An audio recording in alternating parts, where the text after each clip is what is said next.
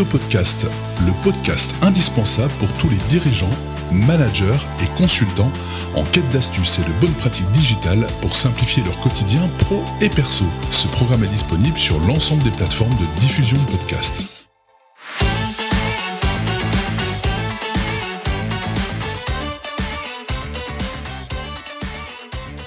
Bonjour et bienvenue dans un tout nouvel épisode de Shido Podcast. Je suis Raphaël et aujourd'hui nous allons explorer l'univers de la validation digitale. Alors, qu'est-ce que j'entends par là ? Eh bien, c'est la signature électronique et l'approbation. En préparant cette émission, je pensais traiter ces deux sujets dans mon format habituel de moins de 20 minutes, mais je me suis vite rendu compte qu'il y avait matière à traiter la signature électronique et l'approbation en deux émissions. Voici donc le premier épisode consacré aux approbations. C'est parti !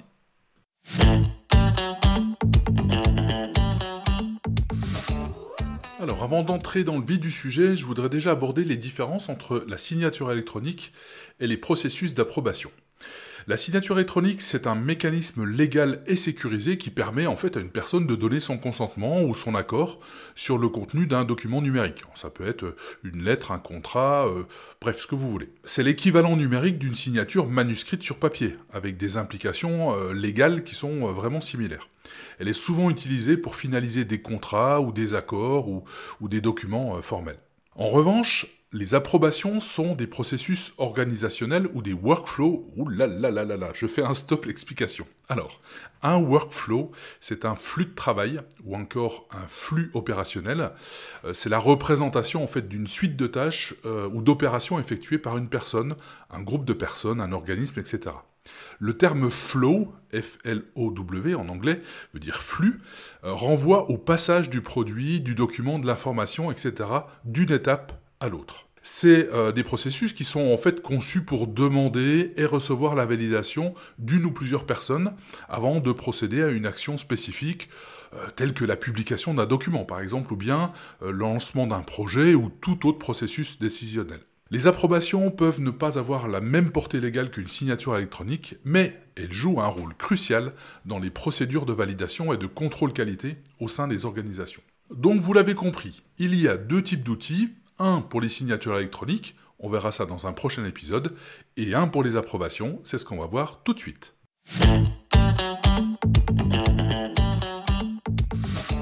Je vais vous présenter maintenant deux outils principaux qui sont Microsoft 365 et Google Workspace. C'est deux outils d'approbation qui sont intégrés dans ces deux suites. Microsoft 365 que vous connaissez je pense, et Google Workspace, pareil c'est une suite complète, j'en ai déjà parlé dans plusieurs de mes podcasts. Si on fait un focus sur Microsoft 365, on a l'approbation disponible dans Microsoft Teams et dans SharePoint. Alors pareil, pour ceux qui ne connaissent pas trop, Teams c'est vraiment l'endroit où on peut discuter et échanger des documents dans une même équipe. Ça peut être par exemple une équipe autour d'un projet de développement, ou bien une équipe autour d'un service, ou bien encore une équipe entre le service commercial, le service développement, le service marketing, et puis un client. Voilà, ça c'est des exemples d'équipes. Quand on parle de SharePoint, SharePoint ça s'écrit S-H-A-R-E-P-O-I-N-T, c'est un espace qui est dédié au partage de documents, et là on peut mettre tous les documents que vous souhaitez dans un même endroit, et tous ces documents vont être partagés avec d'autres personnes, un peu comme si votre disque dur était accessible par plusieurs personnes en même temps. Microsoft 365 propose donc une intégration fluide des processus d'approbation au sein de ses applications, notamment Microsoft Teams et SharePoint. Alors on va regarder un petit peu côté fonctionnalité clé. Teams permet de créer des demandes d'approbation directement depuis le chat ou les canaux d'équipe, puisque je vous l'ai dit, c'est un système qui permet de dialoguer entre les équipes ou entre plusieurs personnes. Donc vous allez pouvoir faire vos approbations et vos demandes d'approbation directement depuis le chat ou depuis les canaux d'équipe. Vous pouvez y joindre des fichiers stockés dans OneDrive ou dans SharePoint et assigner bien sûr des approbateurs. Si vous utilisez l'approbation depuis Teams, voici les avantages. L'intégration avec Teams centralise les communications et les approbations dans un seul espace.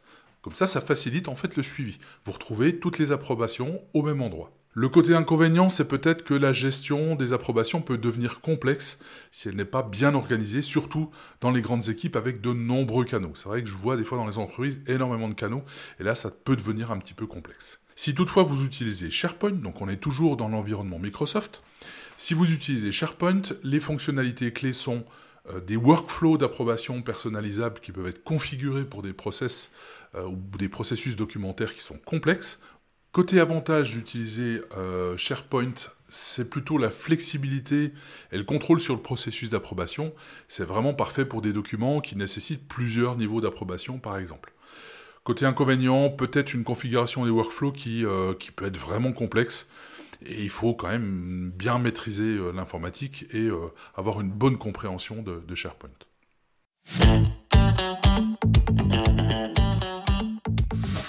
L'autre outil dont je voulais vous parler pour faire des approbations, c'est la suite Google Workspace.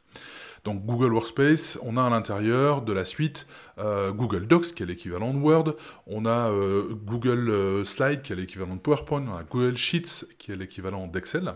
Bref, vous allez pouvoir faire des approbations de manière accessible et simple, directement dans Google Drive et dans Gmail. Alors, si on regarde Google Drive, c'est l'équivalent de SharePoint dans Microsoft. C'est un endroit où vous avez tous vos documents qui sont centralisés et partagés avec les mêmes personnes. Côté fonctionnalité, Google Drive permet de demander des approbations sur n'importe quel fichier stocké dans le Drive, y compris des documents Docs, y compris des sheets, y compris des slides. Donc ça, c'est vraiment un point très positif.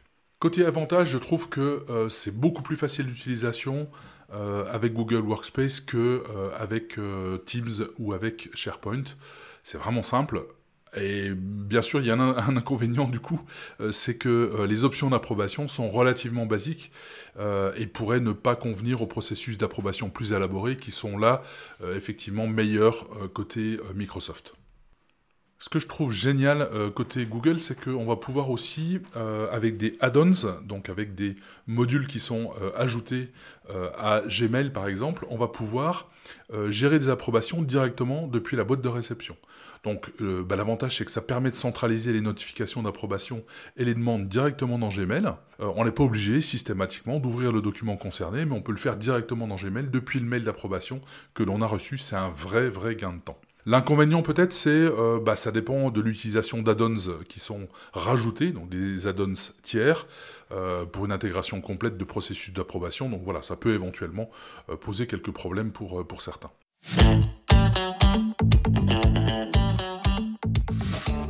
Alors, pour illustrer mes propos et pour que vous puissiez comprendre aussi les usages pour une entreprise ou pour un consultant, voici des exemples de processus d'approbation de documents qui utilisent Microsoft 365 ou Google Workspace. Si vous êtes par exemple manager ou dirigeant, eh bien vous allez pouvoir faire dans votre entreprise des rapports financiers trimestriels ou annuels, peu importe, ou mensuels, qui peuvent être créés directement dans Excel, donc avec Microsoft 365, partagés et approuvés, par exemple, par le directeur financier. Donc ça peut être une façon de faire. Côté RH, les ressources humaines peuvent aussi utiliser Word pour rédiger des contrats de travail qui sont ensuite soumis à l'approbation de la direction via SharePoint ou Teams, par exemple.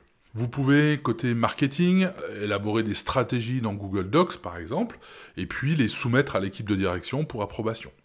On peut aussi, au niveau des politiques internes, être rédigé dans Google Docs, dans un Google Docs, et puis partager avec le personnel concerné pour réviser les informations de manière collaborative et faire, à la fin, une approbation finale. Si vous êtes en revanche consultant, vous allez pouvoir créer des plans de formation dans Google Sheets et les soumettre aux responsables des ressources humaines de votre client, bien évidemment, pour approbation. Vous pouvez aussi créer un document Google Docs pour rédiger vos propositions de projet et puis ensuite les partager avec vos clients, pareil pour révision et approbation.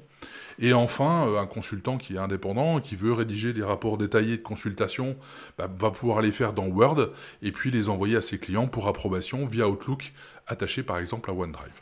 Voilà, ce ne sont que quelques exemples bien évidemment, il y en a des milliers, et si vous, chers auditeurs et chères auditrices, vous avez des exemples à nous partager, n'hésitez pas à le faire en commentaire.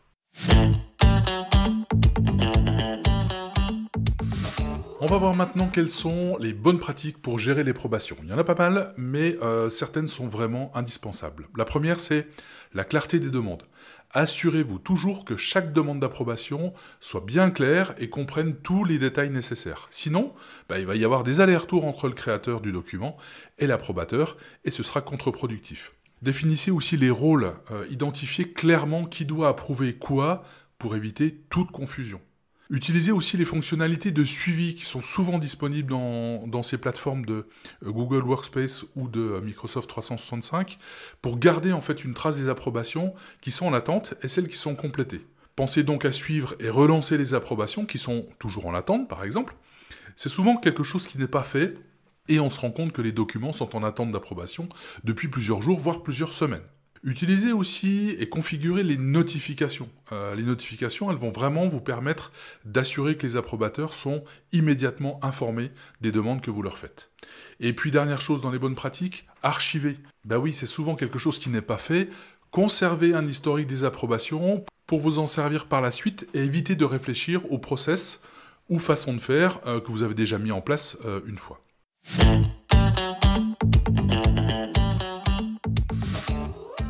Je vais vous partager maintenant mes astuces digitales pour gagner du temps et de l'efficacité avec les approbations. La première chose, c'est utiliser des modèles prédéfinis.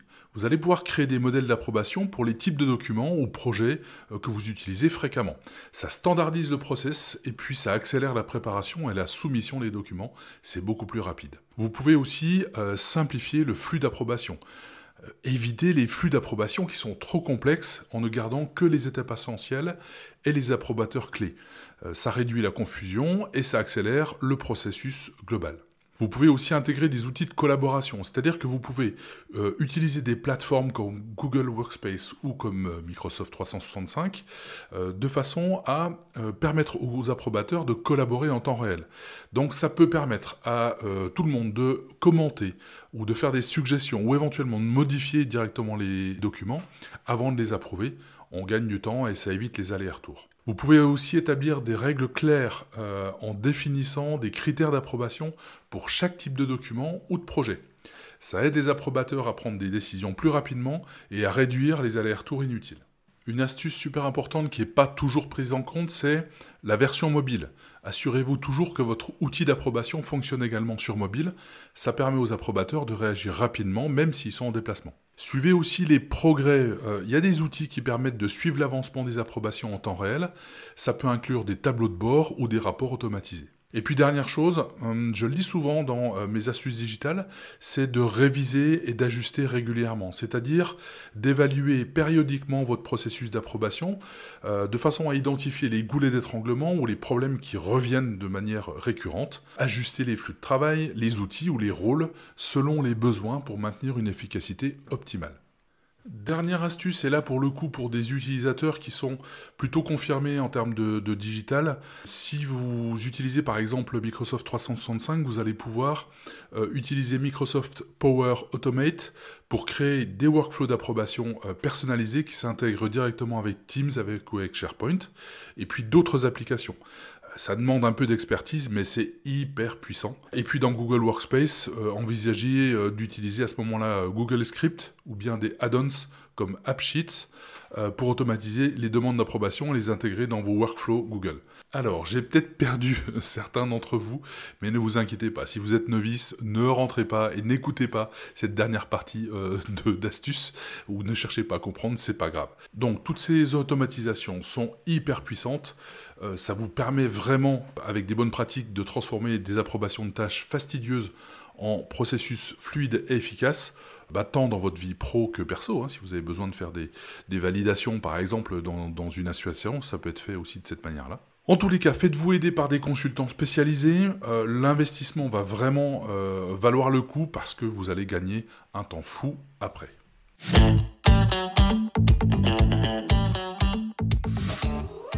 Voilà, on arrive à la fin de cet épisode qui, comme je vous l'ai dit, est en 2 parties puisque nous avons vu aujourd'hui les approbations et nous verrons la prochaine fois les outils, les bonnes pratiques et les astuces digitales pour utiliser les signatures électroniques à bon escient. Merci en tous les cas de m'avoir écouté aujourd'hui et pour ne rien manquer de mes futurs épisodes, pensez à vous abonner et à laisser un commentaire. Votre feedback m'aide à m'améliorer et à vous offrir le contenu le plus pertinent possible. A très vite donc, et d'ici là, n'oubliez pas de vous simplifier la vie avec le digital.